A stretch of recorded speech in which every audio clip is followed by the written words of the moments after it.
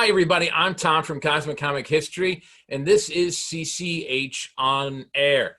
And today I have the honor of talking to one of the greatest people I've come across online in my journeys through the comic community social media accounts. In case you guys don't know, I'm a huge fan of independent comics. I love the idea that someone with talent and drive can create something that's free of corporate interference and, from start to finish, be a true reflection of its creators. It's not like I don't like DC or Marvel. I do. But in today's world of social media savvy creators, it's great to be able to connect with authors and artists on a personal level. I created CCH 2 years ago, and in that time, I've spoken to several independent comic publishers. One of my favorite creators to talk to is Walter Lovett, founder and CEO of Wit Radio and writer of the Watch It series about a young clergyman who battles human trafficking with the help of the Holy Spirit. Today, I have the pleasure of sitting down with the legend himself. Thank you very much for joining me, Walter. And for those who are unfamiliar with the Watcher series, what can you tell us about the book? Hey, thank you so much for having me on, Tom. I'm super excited to be here, and I'm just elated that you're allowing me to talk about my book. Thank you so much pleasure. for that. So the Watcher series is a series that I've literally have worked on for 10 years. For 10 years, I was searching for a character, a hero that I felt embodied the positivity of a person that is, quote unquote, living their best life. Somebody that is not only a hero in the suit, but a hero out of the suit as well. And for like 10 years, I kind of played around with different concepts. For a while, I thought that he was going to be a special forces soldier that, kind of like a la Spawn, that kind of had like a Spawn type interaction. And then I thought, no, I don't want to go that route. Then I looked into doing more of like a Green Arrow, Robin Hood type hero, and I was like, you know what? There's enough of those type heroes in the world. Then I had experimented with the idea of a speedster, because like I love the Flash, I love Quicksilver and Impulse and all those heroes, and I was like, I'm going to make him a speedster. And so I was like, okay, I'll make him a speedster, and I'll also give him sound abilities. And I was with that. I stuck with that for about a year. I was like, that's my hero. He's, finally I was like, you know what, it sounds like a cash grab. I don't want to do that. I don't want to just make him cliche. I want something out of the box, and I want something that will really speak to people in a way that, that comics, because a lot of comics have kind of lost their way. They don't really speak to people the way that they should anymore. And so I didn't want to follow that cliche. And so I started just really writing, rewriting his bio. And I was like, you know what? Right now I'm living in Memphis, Tennessee. I'm living in the birthplace of rock and roll and the civil rights movement, and it's the place where MLK was gunned down. I was like, there's so much history here, everything from the Civil War to the Underground Railroad. I was like, I gotta play with that. So I started looking into that. I started kind of finding out like these like little like side stories, like Machine Gun, I think his name is Machine Gun Kelly. Right. He was actually gunned down in an alley in Memphis in the 30s. And I was like, there's so much history here. And so I was like, I started playing with that. And around the time I had started going back to church, because I grew up a pastor's kid, but I kind of fell away from my religion. And at the time I started going back to church, and I was like, there's a connection here. MLK was a Christian. He did these. I was like, I think I've got something. So I started kind of refining it some more, and I feel like God gave it to me. But I came up with the story of a pastor that's working and living in inner city Memphis. He lives in the parsonage of his church. So he lives just in the back of his church. He lives in a low income community, and he is a hero that, at the start of his mission, addresses human trafficking. And I was like, that's it. That's my story. And it just came to life. And I just built on it, constantly built on it, and here we are. We're getting ready to go into our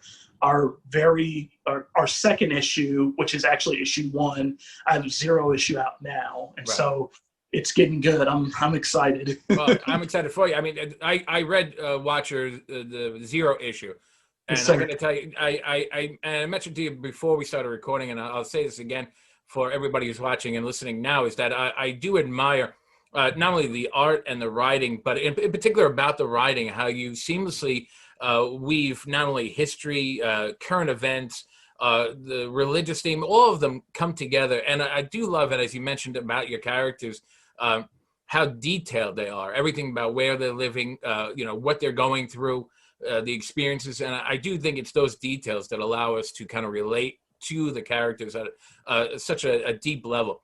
And I'm very happy for you that you're getting working on issue 1. So what goes into that?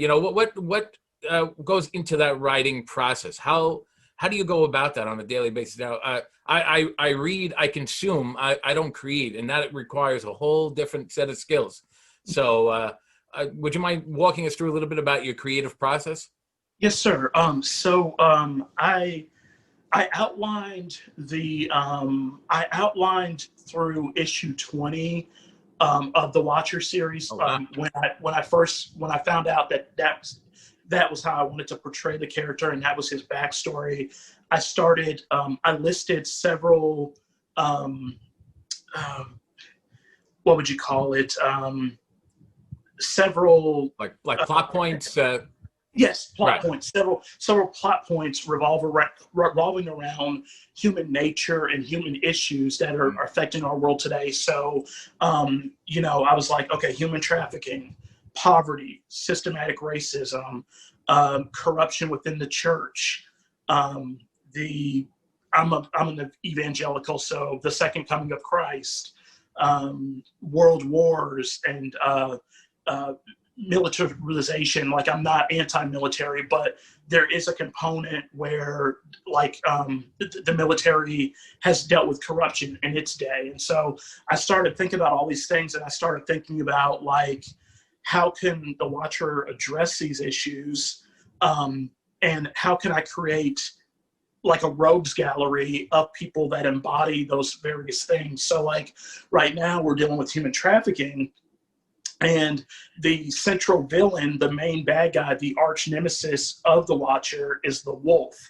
I got that idea from the wolf in sheep's clothing in the Bible. It talks about, be careful of wolves in sheep's clothing. These are people that look the part. They are public figures. They seem like benevolent individuals, but they're the ones that are, secretly, tearing things apart and funding things that are just really illegal and immoral. And so I got the idea of the wolf, and don't want to give his character away altogether, but you're going to learn that he's like a white collar guy. He actually is involved with the church in a way, but he is the arch nemesis of the Watcher. He's just the exact opposite. Picture, again, I'm not bashing anyone, and I'm not trying to insinuate anything, but picture like don't worry. Some people will find a way. Will find a way to be offended by everything. So don't worry. You try your best, but it still happens. Don't worry. And you know from your own experience. So yes, go right ahead. I'm sorry. Picture like a Joel Osteen or like a Steve Jobs type person by day, and then by night, this same person is abducting girls from low income neighborhoods, or turning out college girls in the same city that he's being benevolent to during the day. And I was like, okay, this is something that we can really explore. This is something very real. I mean, you turn on the news today and they're talking about Shia LaBeouf and, the stuff that he's been doing. And, a couple of years ago, he came out as, being a Christian and XYZ. And so, again, not pointing fingers, but I was like, why don't we explore this in a comic book? And I just felt like comics are like the perfect vehicle to explore these topics, these subjects that normally people wouldn't broach. And so that's what this comic does, and it's I'm excited. It does it well. I am glad that you are trying to and successfully bringing comics back to being social commentary. I mean, that is where they started. You know, you pick up Action Comics #1, and he's tackling everything from New Deal issues to the Great Depression. He's knocking down slums. Superman, of course, I'm referring to for those who are not sure. He's knocking down slums, rebuilding, and this is something from, you know, from the beginning, from the birth of the superhero, they were a social commentary. And as you pointed out, oftentimes they do. The comics go, like you said, they go for that cash grab, and this is more about you know, cashing in on a TV show or a movie, or rather than celebrating the idea that these superheroes should be really reflective of the culture in which they live. And I'm so glad to see that you are bringing comics back to that. It's something that I think, in many ways, it not only has been lost, but I do think the bigger companies, you know, these from Marvel to DC, they want to shy away from that kind of controversy. They want to shy away from getting involved and in politics and in social issues. But we're going through a cultural revolution right now, and it's insane that these companies don't want to address this head on. And I'm glad that comic book publishers and writers like yourself, that you are really doing that. And it speaks so much, and it resonates. You know, when you're picking up, when I picked up the book and I was reading it and saw that it covered human trafficking, you know, this is something that as a teacher, as a history teacher, I try and teach the children that, you know, slavery is outlawed in every country in the world, but it's still going on. We're just calling it something else now, and they're not aware of what human trafficking is. And as the teacher in the room, telling my students is one thing, but comic books allow that issue to permeate their minds in a way that I can't. And you know, the children who are reading these comic books now are going to grow up to become the leaders of our world tomorrow. And when they have those ideas in their head, you know, maybe some child who's picking up the Watcher today, growing up to becoming a politician tomorrow, says, you know what, this is an issue that we've got to address. And I'm really, really glad that you're doing that. Thank you, Tom. It's not an easy process. Everything that you're doing, it's not an easy. It's not easy to do, and I admire you for it. Now, again, like I said, I don't have that creativity that you do. I'm more of that consumer. But I'm sure there are a lot of creative people out there. And if they are interested in getting into publishing their independent work, is there any advice that you would give them on the writing process? Yes, sir. So it took the Watcher. It was literally 10 years, because it was 7 years of writing and getting the story to where I wanted it, to where it took to what it is now. The recognizable story that you have now. It took 7 years of me, you know, starting and finishing and kind of honing, but it took me 3 years to find an artist that embodied the Watcher that I foresaw. I had gotten involved with an artist. I think it was back in 2017, and there were a bunch of artists that I had gone to. One of his, I can't think of his name, but he's the artist that's responsible for drawing Robin, the 1960s Robin that we know, the original Robin. His name was Mike DiCarlo. Okay. I'd gone to Mike DiCarlo, and I was convinced that I wanted Mike DiCarlo to draw the Watcher, and he sold me as being able to do it, but his pricing was out of my reach. I couldn't afford him to draw it, because his cost for doing a page was like $350. Wow. I didn't know that's the commission, right? I wasn't aware of that. That's amazing. Yes, sir. Yeah, he wanted $350, and you know, he's famous. You know, he's the guy that designed Robin, so you know he can charge what he likes. And you Um, probably had those kind of industry connections that you might have been looking for as well, right? yes, sir. Yes, sir. And I was gonna do it, but I had talked to my wife, and I was like, I don't think we agreed that we just couldn't do it, with what we made. And I had gone through like with a couple other artists, and a couple other artists had declined me based on the subject matter of the comic. And so I was really like, I had a story but no art. And so I finally found a guy who agreed to do the art for a moderately price. But the only thing is he kept drawing the hero as an elderly man. This particular artist was a part of like the Episcopal Church, and he wanted to draw my hero with like a halo around his head, and then he envisioned him as like an older gentleman.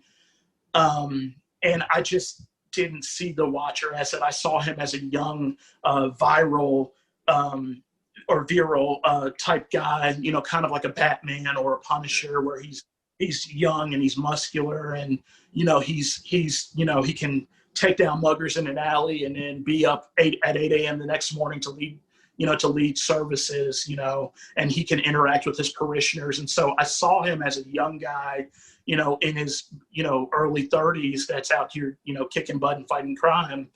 And so we had done,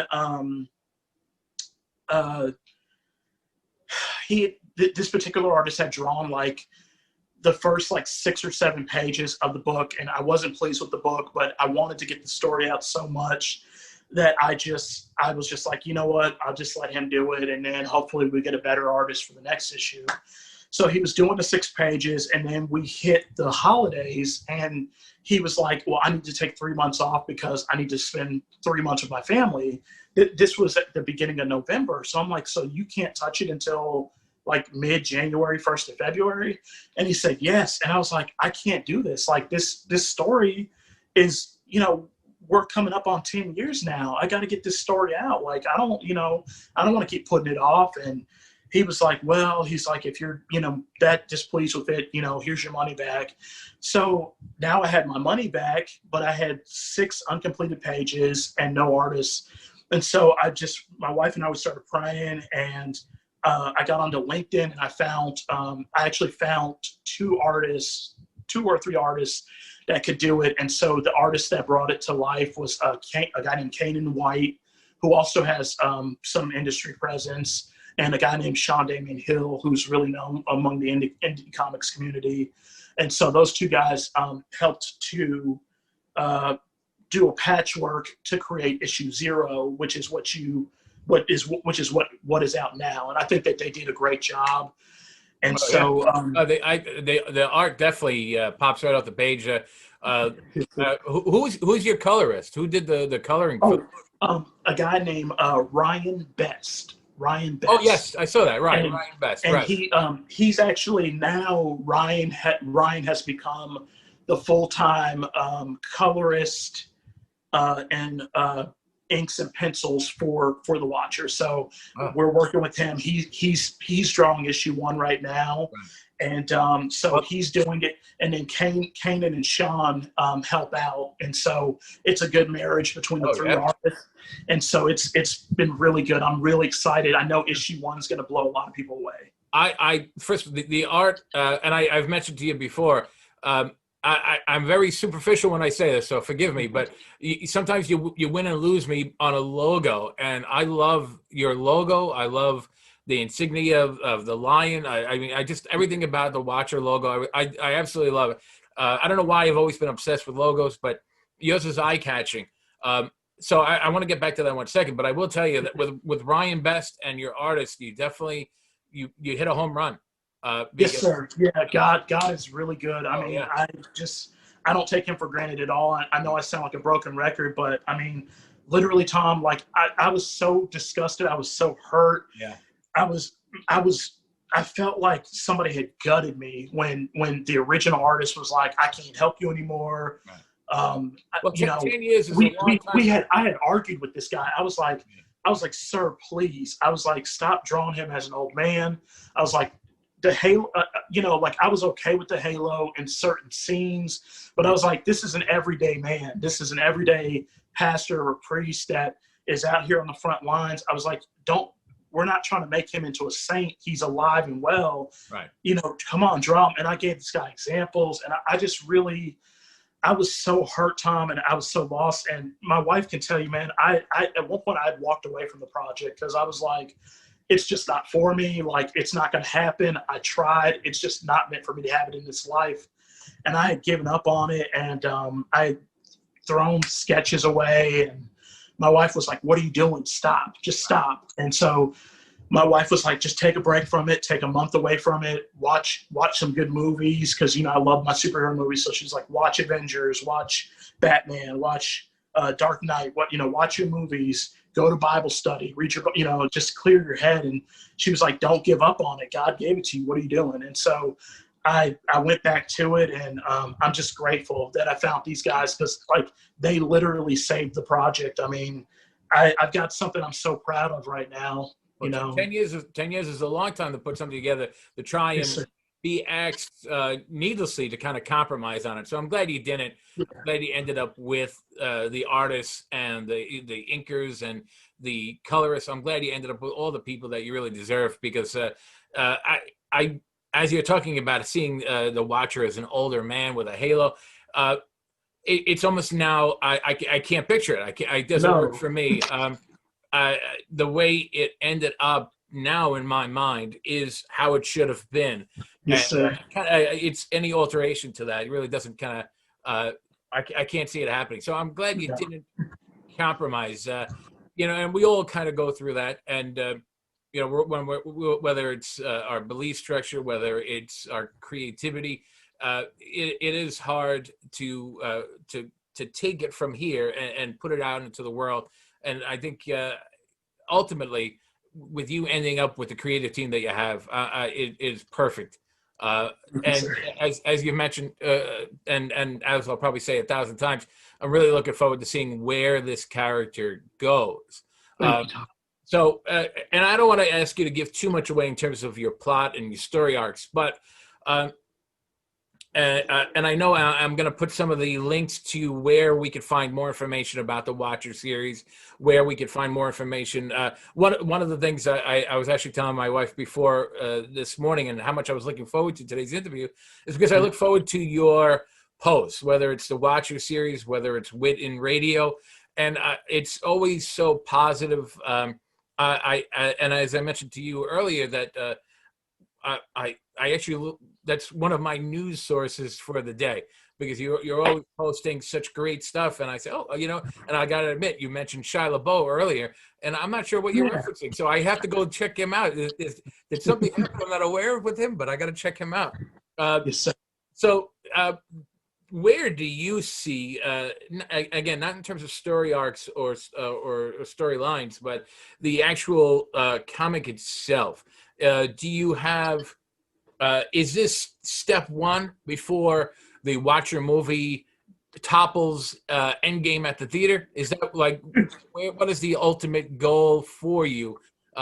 Because you seem like an absolutely amazing creative person. So I know wherever you are, it seems like there's going to be a next step. So where do you see, what do you see as the next step? Thank you so much, Tom. I just wanted to close out on the previous question. So you said in terms of things that I suggest for people starting out with comics, I would say get your story together. Your story is crucial. Don't skimp out on your story. If it's a grand story, keep it a grand story. If it's a small short story, keep it short. Whatever your story is, stick to it, because that is the heart of your character. Don't compromise.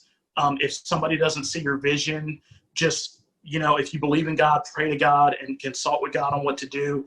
If you don't believe in God, I would just say do your research, and just really research on who you want on your team. Find an artist that really truly sees the same vision as you, and that can bring your vision to life. And third is don't overextend yourself, because I had gotten into some trouble where I had gotten into a situation to where I was doing like payday loans and stuff like that. And long story short, don't overextend yourself financially, you mean? Financially, yes, don't sir. overextend yourself? Yes, sir. Don't overextend yourself financially. I think the best thing to do is to save your money, or if you need to get a second job or something like that to help with, because finding an artist is expensive. But do not go in the hole trying to find an artist. Like, don't do that. I mean, don't get a title loan. Don't get payday loans. Don't do that. Don't overextend yourself financially, but be wise financially. And that's what I would say in terms of advice. But in terms of the story, the Watcher is not slowing down. So the Wolf would be considered his arch nemesis. Like, the Wolf is his Joker to his Batman. So the Wolf is going to be around for a while. The Wolf is one of, kind of like how Spider-Man has the Sinister Six. Mm-hmm. I don't have a name for this group, but his rogues gallery, there are 6 people in his rogues gallery. And in this next issue, here in about a week, I'm going to introduce on Instagram 2 of his rogue villains. So by the time issue 1 comes around, you got 3 villains out of his 6. And so the story's not going to slow down. Memphis is a real city. It's a big city. It's a city with crime.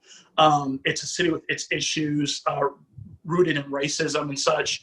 And it's a city that is not absent of problems. And so in the comic book, the hero is in the same city of Memphis.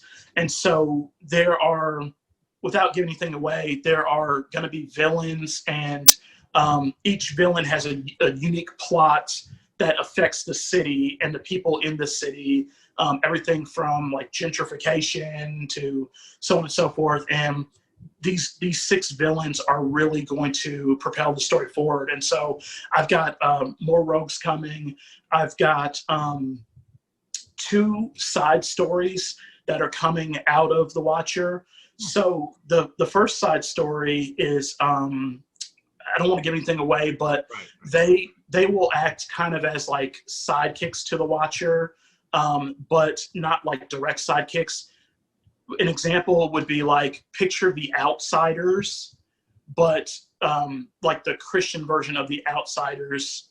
So the Watcher will have this particular group, and they're gonna help him from time to time, but they're gonna have their own missions.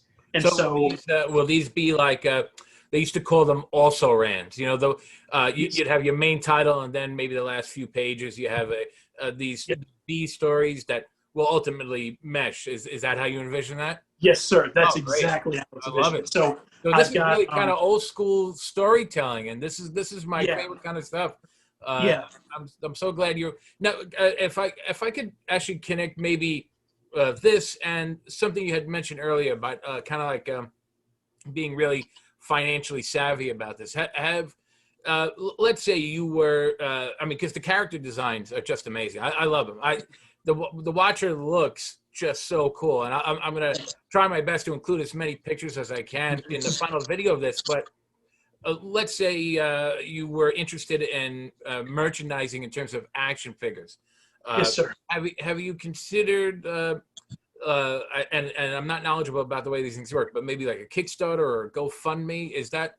Yes, absolutely. It's funny that you mentioned that, Tom. I do Watcher Wednesdays, which is just, it's like usually like a 15 or 20 minute spiel that I do from my living room, where I talk about kind of like where the series is going. I announce like different things within it, and then I usually just leave out with a prayer, just like, you know, God, thank you for the people that join me on the live. Anyone following this account, God, I just pray blessings and fortune over them, protect them, protect their families. And I usually end that each broadcast with that. But I was actually going to announce, and I'm still going to do it, but I was actually going to announce that I'm going to be doing a Kickstarter, because my wife and we have been looking at merchandising and getting into, because right now we just do T-shirts and stuff. Like I got the T-shirt on, but we've been looking at doing action figures, and we've been looking at what it would cost to get a 3D printer, and it is a little bit out of our price range. So we're actually working to do a Kickstarter. Sorry to sound naive. you could get a 3D printer to make these things, make action figures? Oh, yes, sir. Yeah, Oh yes, wow! sir. Yeah, I am yeah, that is so cool. I yeah, definitely I feel like this is like a win. So this is great. That would be. yeah. So I'll definitely keep on top of that because you'll definitely see me as a contributor to your Kickstarter. It was Yes, sir. Yes, okay. sir. Yeah, that's Thank you, Tom. awesome. And also, I actually have been in contact with several movie directors, not like big names, but like just guys like local, like regional guys that have a production companies, and I've looked into doing a Watcher animated series. Oh wow. Um, but and I found a director. He's out of LA, so he's not regional, but he's here in the US. But he's out of LA, and he can do. He says he can do a 6 minute episode, but the episodes would be $1,000 for him to do. And so my wife and I, we want to do that as well. We want to incorporate that into Instagram and maybe YouTube, a YouTube original, but we want to do that, but that's going to cost money. So again, we're doing the Kickstarter for that as well. But yeah, we definitely. I have to say, I'm surprised by that cost because from judging from what you said before, I mean, you were looking at a veteran artist at $350 a page to go from Yes. $350 for a 2-dimensional page to talking about $1,000 for an animated series. So I definitely think that's a win. I know. I do. So the Kickstarter will fund that as well. Correct. Yes, sir. Basically, the Kickstarter is essentially to help us launch the next phase of the Watcher, which is like an animated. We wanted to do like an animated series that'll air on digital platforms. We're looking at action figure, like making actual action figures and miniatures. So we need a 3D printer, and those retail at like around like 3,500, if I'm correct, like those printers to print. And so again, that's a lot of money. And then I'm actually, you're the first person other than my wife that I've shared this with, but I'm super excited. I'm actually working on a screenplay for The Watcher that I want to auction to Netflix because, Netflix accepts submissions for screenplays, and there's a portal on their website where you can upload a screenplay, and if they accept it, I mean, I think on the low end, they pay like around $40,000 for a screenplay. Wow. Yeah, I mean, they get thousands of them, so there's no guarantee it'll get picked Sure. up. But I think of a lot of things you said. That there's no guarantee in any outcome here, but I do have to admire this is, you have a vision. You Yes, know where this series, where this character is going. It's great to know that you've mentioned your wife as being a pillar to help support you in this, and that's something that a lot of people don't realize, is that you need that moral support as much as you need that financial support. So It seems like you've got 2 pillars so far. You've got the moral support, you've got your spiritual support, and now we're heading towards that financial support. So I think we have all 3. I could see big things coming for you. And you know what? I don't know how that Netflix works. That aspect of it. I don't know how Netflix works. But I know, sometimes people will. They'll buy a script. Something you heard about a company buying a script, and they don't have the means nor the ability at that particular point to publish it, but they'll buy it because they see potential in it. And I could definitely see something similar happening in this situation. Thank you. Yeah, and I wish you all the best with that. Because again, there's a lot going on in your books. The religious aspect, the cultural aspect, the political aspect, the historical aspect. You've got a lot going on, and I could see Netflix wanting to create something. I could see any real distributor wanting to create something along that lines. So on a personal note to you, just be very mindful about the contracts you're entering into, because you're a comic book person yourself. You know how that licensing, you remember what happened to Jerry Siegel and Bill Schuster. Yes, sir. $125 for Superman, and decades of fighting to retain any kind of creative and control or receive any kind of financial Yes, compensation for the character. And I recently was learning about the young man who won the submission for the Black Suit Spider-Man, was paid about $200 something. yeah. To just be as advice from someone who wants to see you do extremely well. Just be mindful about what you're signing, because that is a $1 million character you've created, and I would hate to see anyone else reaping the benefits of your decade-long struggle for creativity here. So, very similar to what you had said about compromising with the initial artist you were working with and the frustrations.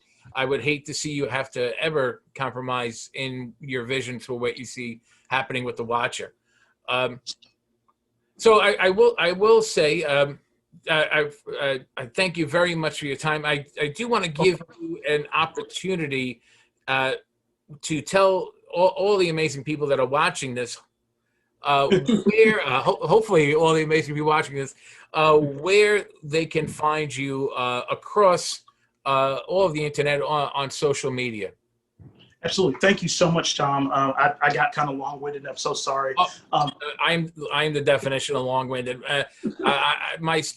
Even as you're saying long-winded, I'm being long-winded. I'm sure I have several family members and friends that are watching this right now saying, "Good gracious, just stop talking," and let me speak. So I apologize. So go ahead. It's no problem. Yeah. We have a website, my wife and I. It's thewatchercomicseries.com, and at that website you can get issue 0 of The Watcher. Here is the main title, and then there are 2 variants. The first variant is done by Kanan White. It's here framed. And then there's also a variant by Sean Damian Hill, and it's also on the website. We have clothing and hats, and there's a blog to where you can keep up with, what's going on, what's new. We're on Twitter at Watcher Series. We're on Facebook at The Watcher Comic, and then we're on Instagram at The Watcher. I think it's Watcher Comic Series. Watcher Comic Series. Right. On that's on Instagram and TikTok. And so we post daily on Instagram, on TikTok, on Facebook, and on Twitter. I'm most active on Instagram and TikTok. And basically I post artwork from the book, from this issue and upcoming issues. And then I do a lot of faith-based motivation is what I would call it, like just posts to help you get through the day. So just, sometimes it's like scripture, but then sometimes it's just a quote. And then I do a little bit of news. I try not to do too much news, but I work in the news industry as a profession, and so sometimes it just bleeds over. So of late, I've been doing a lot of news on there, but it's a combination of all 3, and it's really fun. It's never, I don't call it super preachy, but if you're, I think you can. Yeah, I do. I like how everything is organic here. From your from the news reports that you do online as an extension of your general interest, what you do for a profession, from the Watcher, living in Memphis as a reflection of its creator. And these are, in my opinion, just so important to the recipe for success, is that it does have to be an extension of who you are as a person. And it is so clear that in everything that you're creating, that there's so much love and passion that goes into the work, whether it is the daily inspiration, which I look forward to on a regular basis, whether it's the news reports, which I use as a jumping point to go dig further into these news stories, or whether it's just the Watcher comic, which is just so enjoyable and fun to read. It is clear that you do have a love and passion for it. And I want to thank you very much, Walter, for being a part of this. Thank you, Tom. It was as much, you said, thank you. And you said it was a pleasure. And really, I'm so grateful and appreciative of your time. Thank you. You're a gentleman and a scholar, and I wish you all the best. And I'm going to post all the information about how all the listeners and followers can find you and support you. And I'll be looking for that Kickstarter campaign soon, because I really would love to be a part of, even as, you know, however much I can, and however just to be a small part of what will one day be a mega successful franchise. So thank you very much for your time, Walter. And as always, I look forward to talking with you. Thank you, everybody, for watching. Until next time, be well and stay safe. I'll see you next time. Next time. Thanks, Tom.